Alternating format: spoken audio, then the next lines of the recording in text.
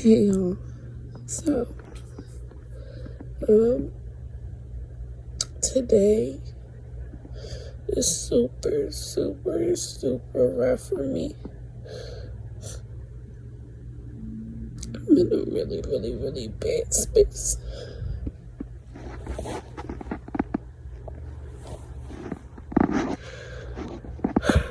I have so much to do, but I don't want to do any of it. I'm missing him a whole lot today.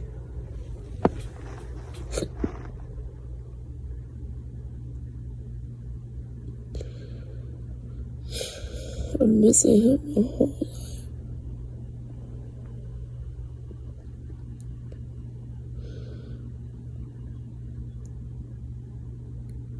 My heart hurts so bad right now.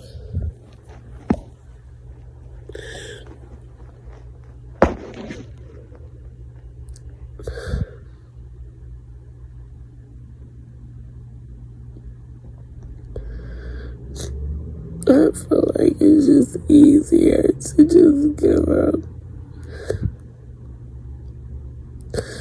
Just give up. Like, y'all don't understand. It's so much easier. This is hard. This is hard.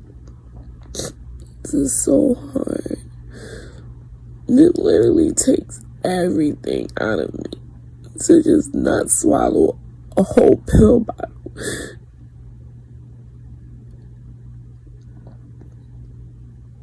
I'm just so tired. I'm just so tired of breathing. I'm so tired of being here in this freaking place.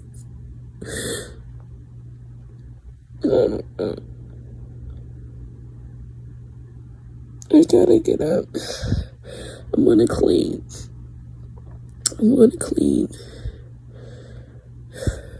I have to get up. It's dark as shit in here. I have to clean. I want to eat something.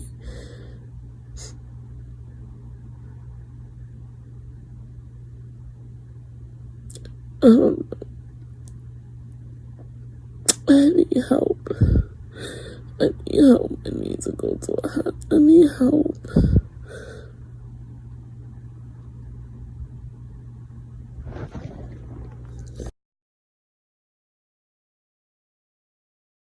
What's up?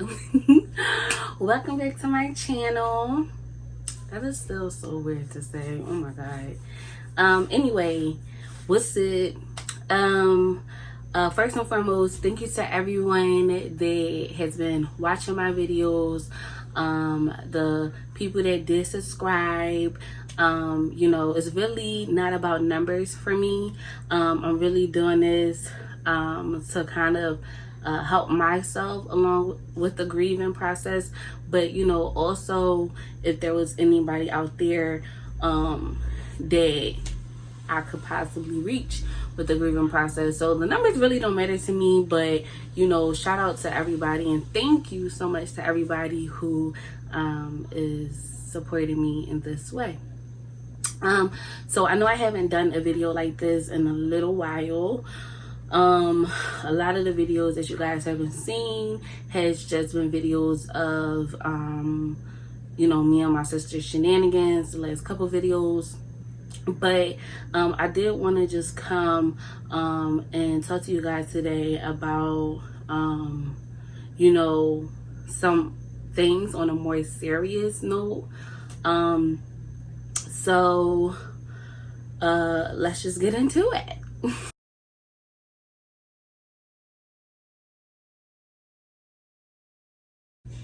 I have to get a memory card because I feel like my friend gave me a camera, but I have not gotten a memory card yet. And I feel like what I'm about to talk about would have been so much more powerful if I was able to record in a moment. But it would have been weird, like, hold that thought.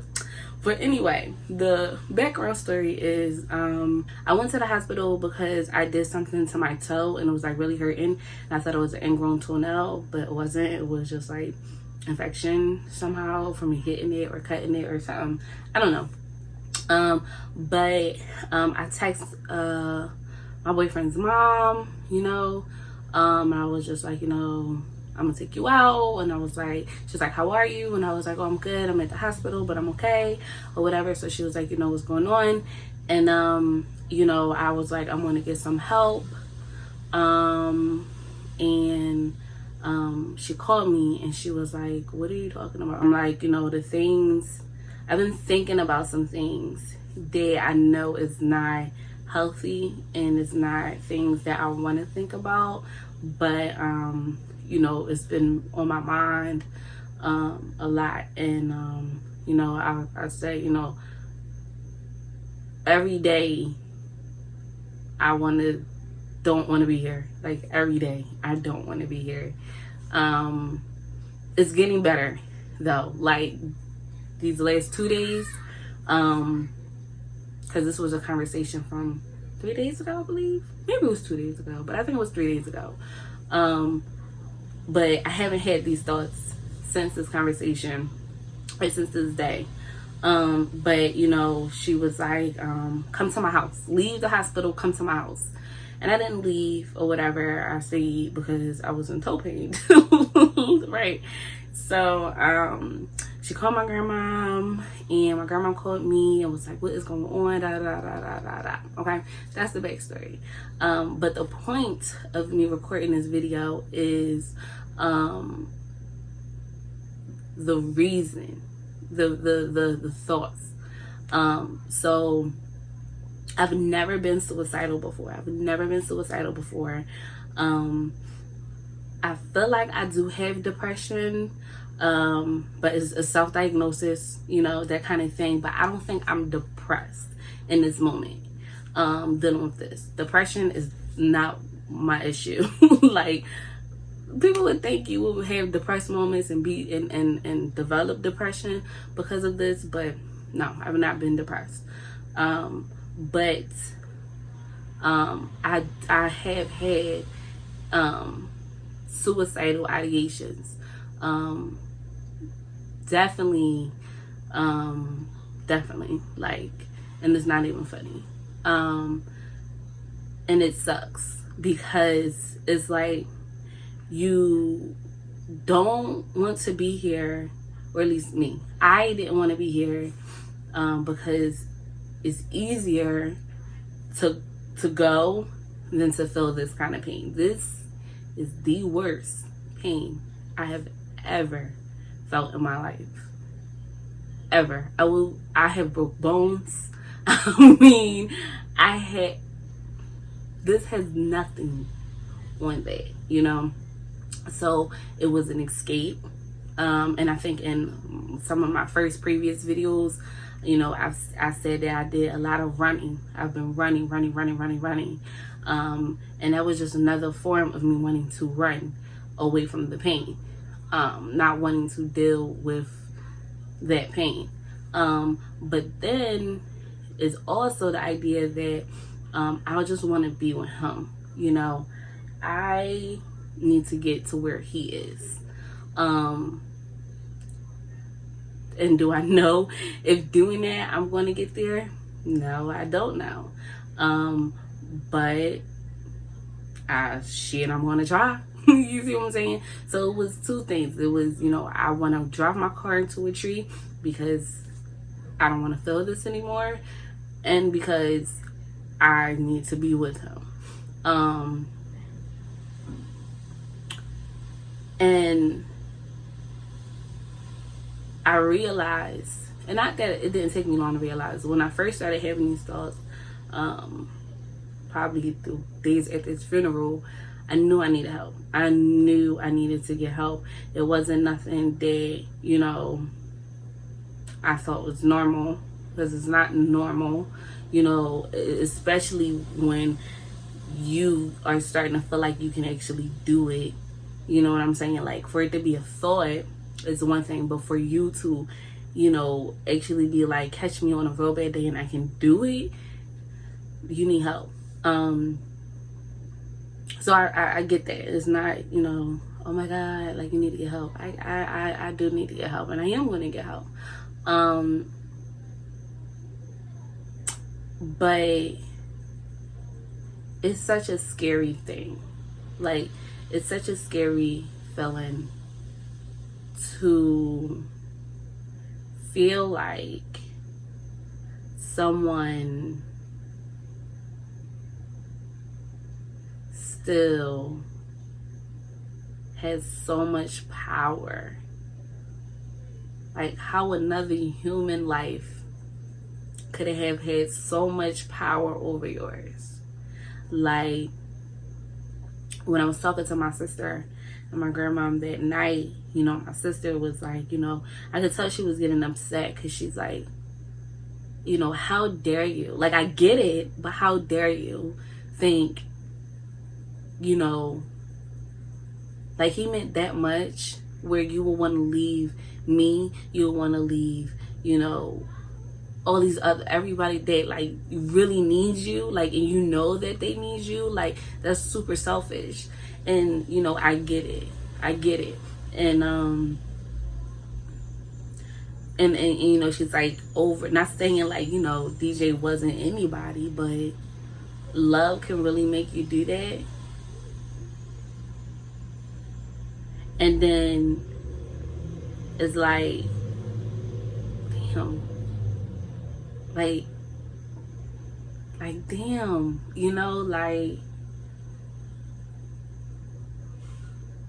he had that much, his spirit has so much over me where it's easier, where it's like even contemplating that is like, I don't know, like, if it's making sense, but it's something that I'm just like, I can't believe that he can, like, another human can have so much power over yours, so much power, you know. And it's crazy because it's like I'm fighting so many things. Like, I'm fighting the grief of missing him, I'm fighting the struggles of creating a new routine, I'm fighting the difficulties and the questions and the wonders of what tomorrow will look like or what my future will look like, you know. And now I'm fighting internally because I'm like, how dare you allow yourself to get so wrapped up, get so lost in someone else, to where when they leave this earth, which was inevitable, death is something that is promised to all of us. Only thing that's promised to all of us. Even though it came earlier than what you would have liked, it still came. Like, you know, I don't know. But it's hard to put that into perspective like that, because again, it wasn't just missing him, it wasn't just needing to get to him, it was also needing to escape that, this feeling, this pain, you know what I'm saying? Like, I don't know, but it's hard, and it sucks because I never thought I would be in such a dark space like that, you know. But I am. I'm not gonna say I was, because, you know, I don't know, bad days are really bad days for me, and I haven't had any bad days. I'm having days, I'm noticing that my bad days kind of come when I'm starting to miss him a whole lot. Like, you know, when I'm starting to be like, out of nowhere, like, oh my God, DJ. Oh my God. Like, you know, like, I usually can go through the day without calling on him and that kind of thing. So I'm noticing that my bad days is usually come after those days when I'm like calling out for him more, when I'm missing him more, you know. And then I don't know, that bad day just happens and it's a bad day. It's a bad fucking day. But I do know that this shit sucks. It sucks. And I wouldn't wish this on my worst enemy at all. At all. Like to have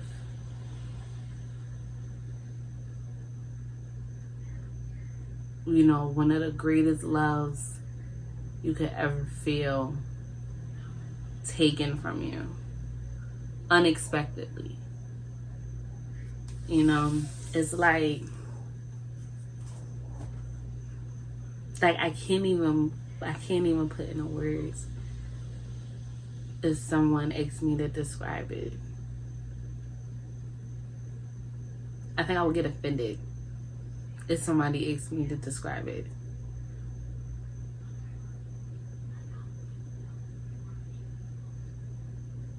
But what I do know is that God is right on time, always. Always, man. Every time, I'm really contemplating this shit, contemplating ending my life, it's always get that text message from anybody. It's just always be a text message, or it'll be somebody like reaching out or something like that. Like it'll be something simple, like somebody liking a video or something like that. Like it's always something, and it's like, I see you like I see you, you know what I'm saying? Like he be guiding me, DJ be guiding me too, I don't know, y'all. I just know that this shit, it sucks.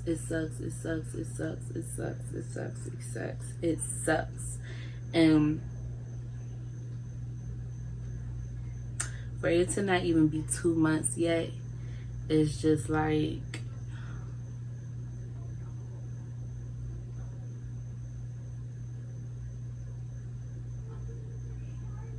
I feel like it's dragging.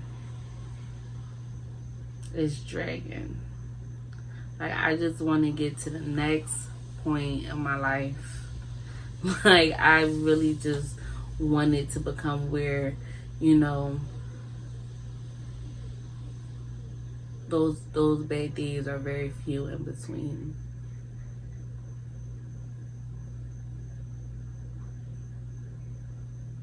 But I have to remember that it hasn't even been 2 months yet. It hasn't even been 2 months yet. So, I don't know. But I did want to just come on here and just talk about that moment, not that moment, but this thing of ending your life for someone else's life. I will still trade my life in a heartbeat for his. In a heartbeat. And I think that's to avoid that pain. Like, it's like you would rather, like, you get that you will be inflicting pain on other people.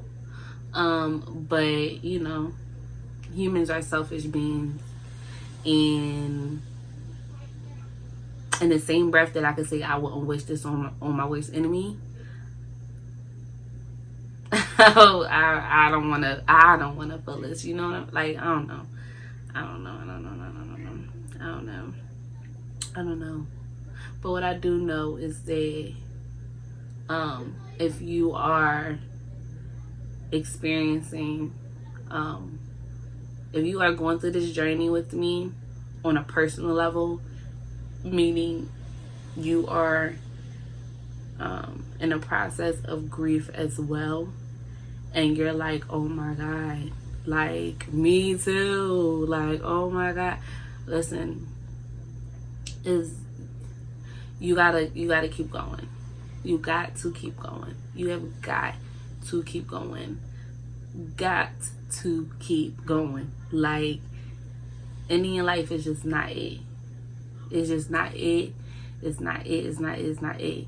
I'm not gonna say that person wouldn't want you to do it, because I hate it when motherfuckers tell me that, like, DJ won't want you to do that. You don't know that. Okay, because me and DJ has had multiple conversations. If you go, I go. I go, you go. Period. And I said that in my first or second video. It was always, if he goes, I go. That's why I was jumping in the grave with him. Because, so don't say to me, like, what that person wanted, because I don't know. So I'm not gonna say that to you. But what I'm gonna say to you is, you got to keep going, and you have to figure it out. You have to figure it out, because again, death is inevitable. Whether, you know, if we could choose when people die, you know, shit, I wish we did have that, you know, power to choose when someone dies, but we don't. Only thing that we do know is that everyone will. Everyone, when you are born, you will die. When that happens, I don't know. But I think when you come to terms with it, the idea of taking your own life, it becomes stupid, and it becomes miniature, and it becomes trivial, and it becomes not worth it. You see what I'm saying? Because dramatic ass shit like this has to happen in order for you to get to the next part of your life. That's just what it is. That's just what it is. But anyway, bringing it back. Don't do it. Do not. You have to get that thought out of your head. You have to go seek counseling. You have to go to support groups. If you don't got no money for counseling, like me, I'm broke. I don't have no money for counseling, but I'm gonna figure it out because I need some therapy. But support groups. Go to support groups. You know what I'm saying? Talk to people. Tell people, I am feeling X, Y, and Z. I feel like I'm going to do X, Y, and Z. Be careful with your words. And be careful who you say it to, because some people will call the people on you, and then you're going to be admitted somewhere. And you don't need to be. You really just, you know, need outpatient therapy. You know what I'm saying? You know, you, or IV, that will psych medicine in you. But anyway, seek the help. Seek the help. Talk to someone. Get it out there. Let people know, I'm not doing okay. I'm not doing okay. You think I'm doing okay, and I'm not doing okay. I need help. Can you help me? Can you help me? Don't keep it bottled in. If you keep it bottled in, you are going to kill yourself. Don't keep it bottled in. People want to help you. Do not push yourself away. Just don't push yourself away. Don't isolate yourself. You know, don't isolate yourself. And just get the help. I'm telling you, I'm going through it now. That's why I feel like I'm capable of saying this to you. You know, I'm not going to end my life, and you're not going to end yours. You know, and we're going to get the help together. And I'm going to document everything that HIPAA allows me to document. But yeah, like, I'll let you guys know. I'll let you know, because I feel like I'm speaking to that person. I'm going to let you know how it's helping me and things like that. But even if therapy doesn't help me in the way that I wanted to, you also got to get that internal help. Get that internal help. Find something. Get yourself involved in something. Surround yourself in something. If you like yoga, meditating, anything to center your peace. You have to become centered in your peace. You have to get back to your energy. You know, sage. I don't know. Light some candles. Read a book. Listen, I called on DJ the other day, yesterday night, right? I said, DJ, just give me a sign, right? So later that night, I'm like, I want to read a book, and I have not had the urge to read a book. Okay, and I chose this book. It is Whiskey Words in the Shovel 1 by R.H. Sin. Okay, so, and the crazy part is I wasn't want to read this book. You see what I'm saying? And I wasn't want to read, period. But I was going to read this book. I was going to read For Color Girls because I'm still reading this. But I was like, you know what? I'm going to read this book. So I'm reading the book, right? It's a book of poems, okay? And I get to this one poem. It's called Start to Finish. This is the part of the book where shit gets a bit weird. You're reading this to yourself without the realization that I am now talking to you directly until now. Repeat after me, and this more than once if you need to. I am grand, I am powerful, I am electric, I am incredible. I will survive this. I will be fine. That shit, like, for people that's not going through this, it's not going to understand, but people that know me knows I always continue to ask. I'm like, I just need DJ to tell me I'm going to be okay. Come to me in my dreams and tell me I'm going to be okay. Give me a sign. Tell me I'm going to be okay. I'm reading a book that I never was going to read anytime soon, right? Had no intentions of reading, haven't felt like reading. This is not even, I still had to finish this one book, and I'm reading this book, and it says, first of all, the fact that it says, this is the part of the book where shit gets a bit weird. You're reading this to yourself without the realization that I am now talking to you directly until now. That I'm like, okay. And then the ending, I will survive this. I will be fine. Okay. Then this next one, it's called Infinite Us. I assure you that when this life ends, I will find you in the next. No matter what the circumstances are, our love is forever, everlasting, never ending.